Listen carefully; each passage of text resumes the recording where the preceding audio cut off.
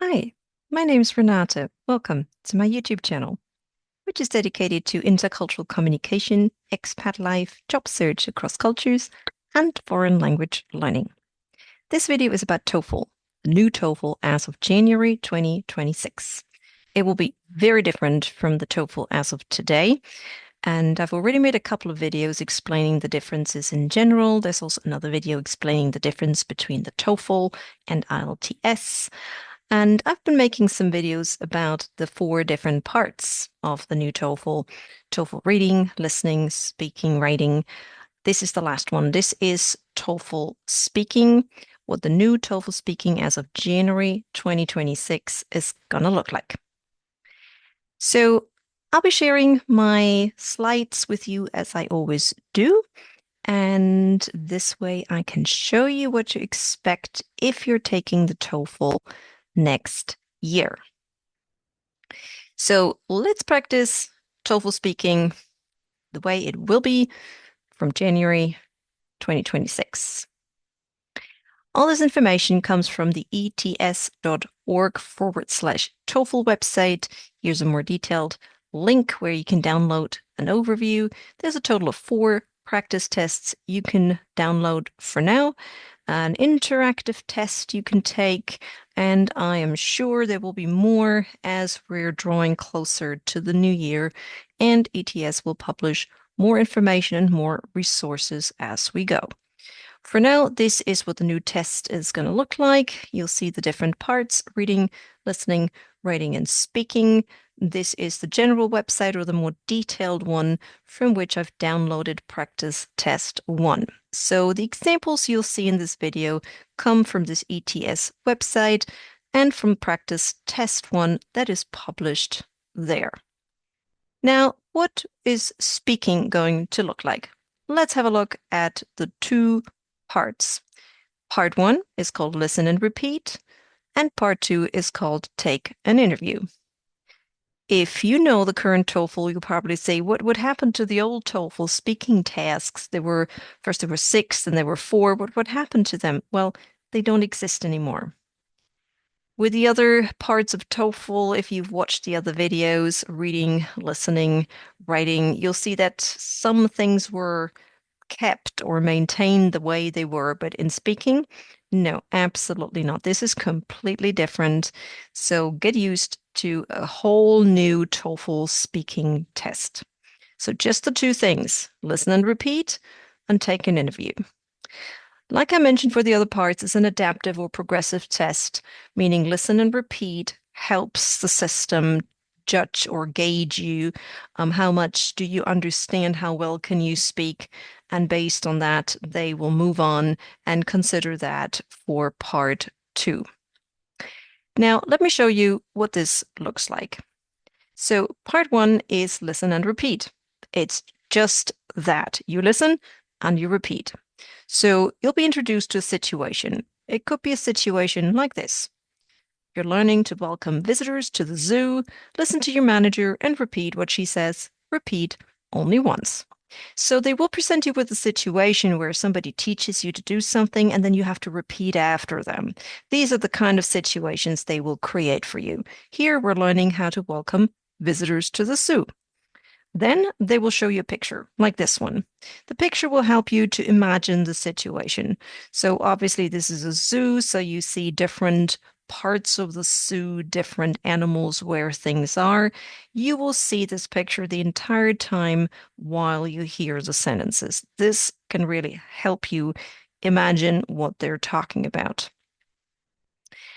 As we go, the sentences will get longer and maybe a bit more complex, and you'll only hear them once, not twice. You will only hear them once.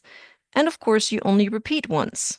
There could be different accents. If you take different practice tests, maybe you hear an American accent, then a British accent, then an Australian accent, an Irish accent. So there's a variation of accents, a very pronounced or very subtle accent. So they're now trying to mix different accents, whereas before TOEFL was predominantly using American English accents. Now, this has also changed the variety of accents. Now, this is how it goes. So here again is our situation.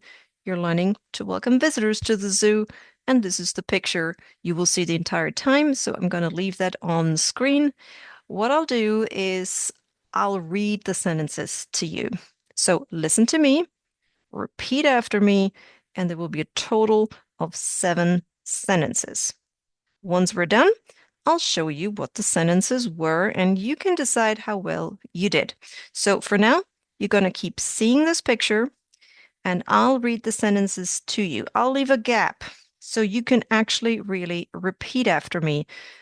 Don't try to do it twice. I will only leave a gap long enough for you to say it once, and that's the gap you have on the test. There will be a peep. They will record you. The peep is just about long enough to say the sentence you heard, not any longer than that. Ready? Here we go.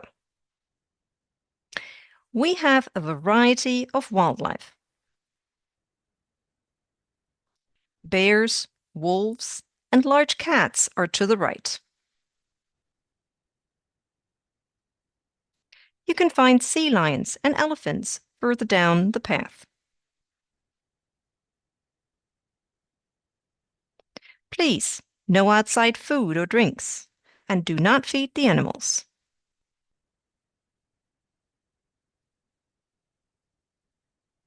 Avoid banging and tapping on the displays and enclosures.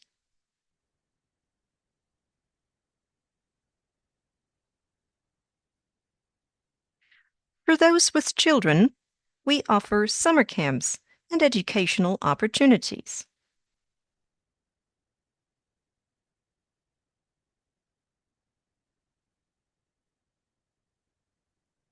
The visitor center, located near the front entrance, can give you more information.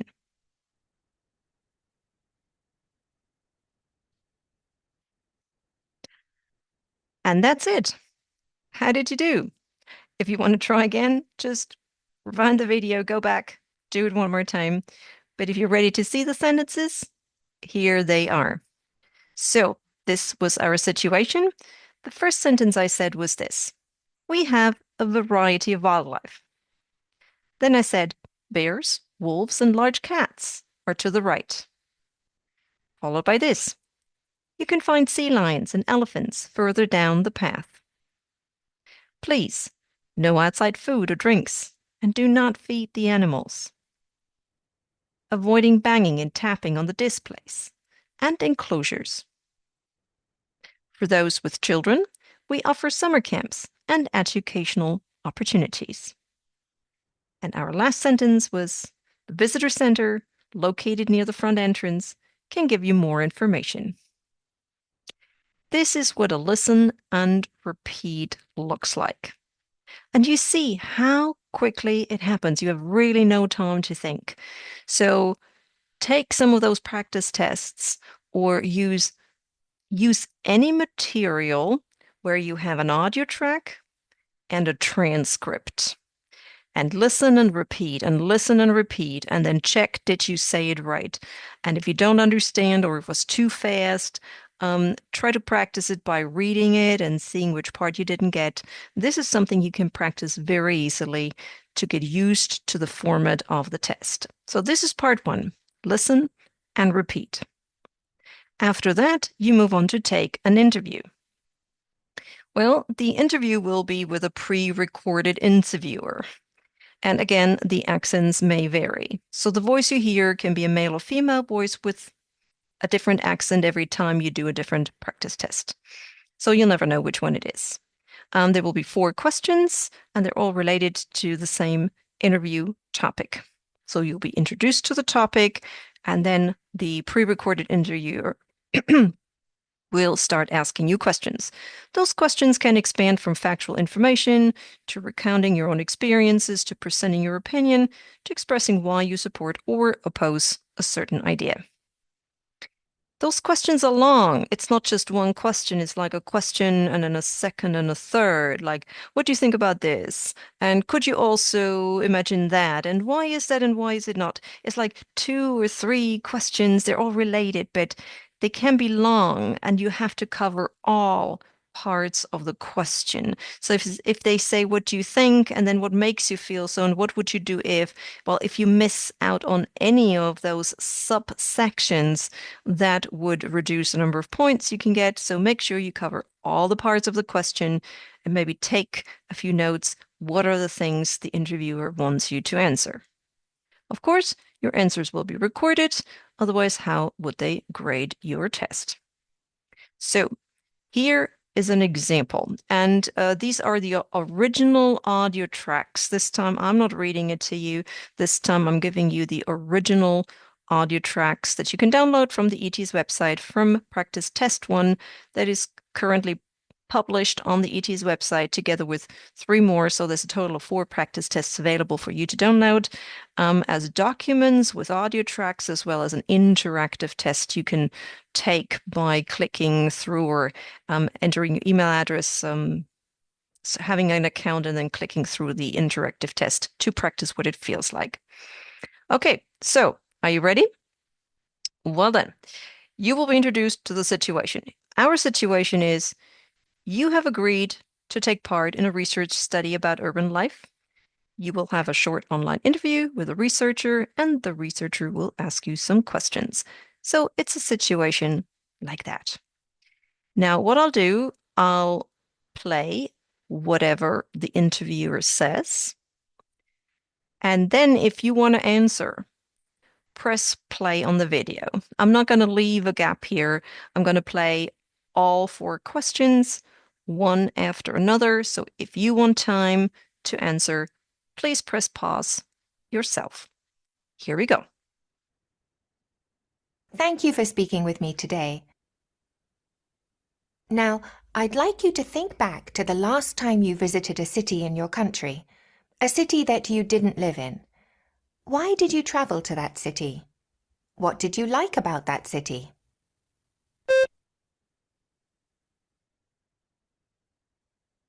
Great! Cities affect people in different ways. Some people find cities dynamic and exciting. Others find that cities are overwhelming and drain them of energy. What kind of reaction do you have to cities? Why do you think you react in this way?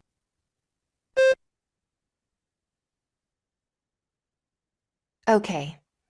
Next, I'd like to ask your opinion. Some people believe that those who live in cities lead more interesting lives. They would argue, for example, that people who live in cities have more access to professional opportunities and interesting leisure activities. Do you agree that people who live in cities lead more interesting lives? Why or why not? Good points. Let me ask you one final question. For some time now, researchers have been interested in whether green spaces, such as parks, make people who live in cities happier. Do you think that city governments should create more parks in urban areas to promote a general sense of happiness and life satisfaction? Why or why not? And that's it. If you want to practice answering, like I said, go back, press pause, and try to answer the questions. If you want to see what exactly it was that the interviewer asked, well, here we go. This was the interviewer's first question. Thank you for speaking with me today. I'm conducting a study, so this is just general information. I'd like to ask you some questions. There was a 2-second pause. And now do you currently live in a big city, small, or a village? So this is how it started. And you see that it gets more detailed. So they always say great, as if they heard your answer. So cities affect people in different ways. Some people find cities dynamic and exciting. Others find that cities are overwhelming and drain them of energy. So what kind of reactions do you have to cities, and why do you think you react this way? So there's a 2-part question. Like I said, don't forget to answer any of those. Then it gets even longer. Look at this question. It gets longer and longer as we go. So some people believe that those who live in cities lead more interesting lives. They would argue this and this and that. And do you agree?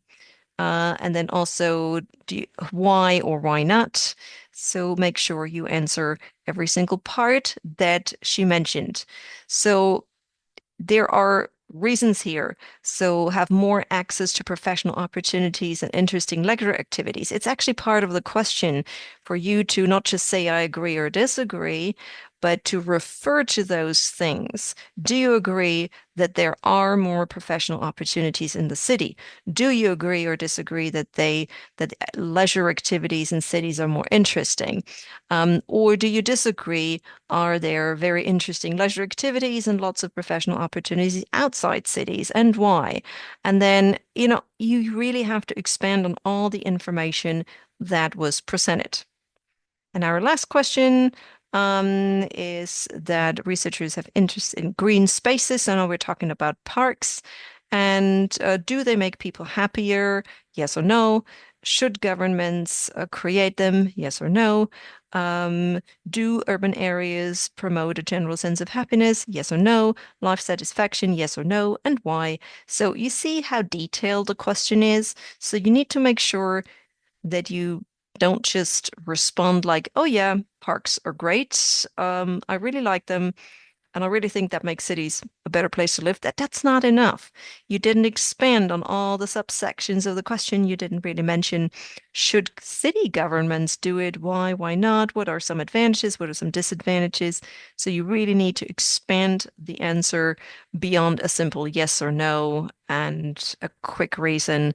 That's usually not enough. So this is what the new TOEFL speaking looks like. I hope this helps you prepare. And if you want more, go to the ETS website and look at all the practice tests they have published there.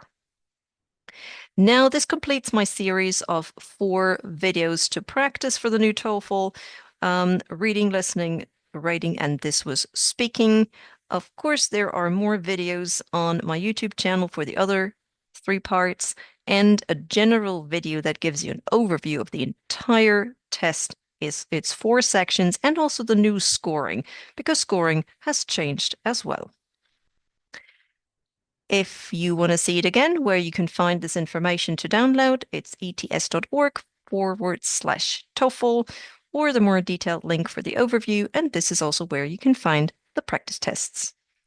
If you'd like to work with a language teacher and someone who's very experienced in test preparation, this is where you can find me online. You can search for my name, Renate Urban, or my company name, Urban Training and Services. You can visit my website or contact me on LinkedIn. So thank you very much for watching. I hope these videos help you prepare for the TOEFL. If you like the channel, please subscribe, come back for more, or leave a comment if you have any questions, or contact me if you're looking for a TOEFL teacher to help you prepare. Thank you and have a good day. Goodbye.